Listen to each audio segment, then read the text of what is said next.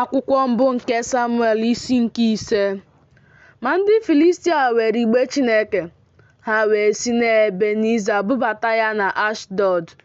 Ndị Filistia wee were igbe Chineke bubata ya n'ụlọ Dagọn, dọba ya n'akụkụ Dagọn.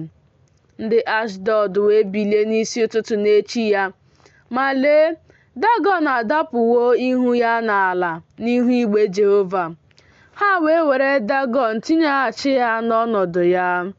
Ha wee bilie n'isi ụtụtụ n'echi ya, ma lee, Dagọn adapụwo ihu ya n'ala n'ihu igbe Jehova. Ma ebipụwo isi Dagọn na ọbụ aka ya abụọ. Ha wee tọgbọrọ na mbata ụzọ. Naanị akụkụ ya nke bụ azụ fọdụrụ.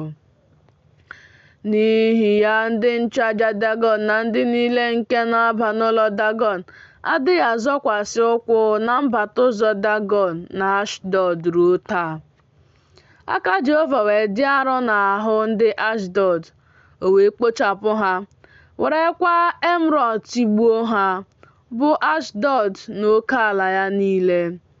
Ndị ikom Ashdọd wee hụ na ọ dị otu a, ha wee sị, igbe Chineke Izrel agaghị anọgide n'etiti anyị, n'ihi na aka ya esikawo ike n'ahụ anyị na ahụ Dagọn bụ chi anyị. Ha wee ziga chịkọtara onwe ha ndị isi niile nke ndị Filistia sị, gịnị ka anyị ga-eme igbe Chineke Izrel?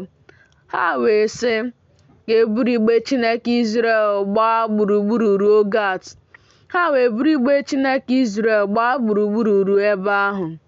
O ruo, mgbe ha busịrị ya gburugburu, n'aka Jehova dịgidere obodo ahụ n'ọgbụgba aghara dị ukwuu hinne.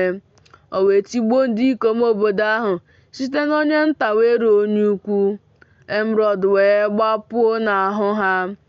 Ha wee ziga igbe Chineke ruo Ekrọn.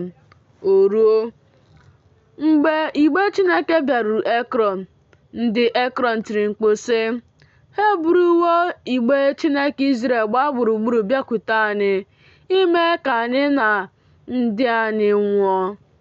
Ha wee ziga chịkọta ndị isi niile nke ndị Filistia sị, zilaga igbe Chineke Izrel ka ọ laghachikwa n'ebe ya, ka ọ wee ghara ime ka anyị na ndị anyị nwụọ, n'ihi na ọgbụgba aghara nke ọnwụ dị n'obodo ahụ niile.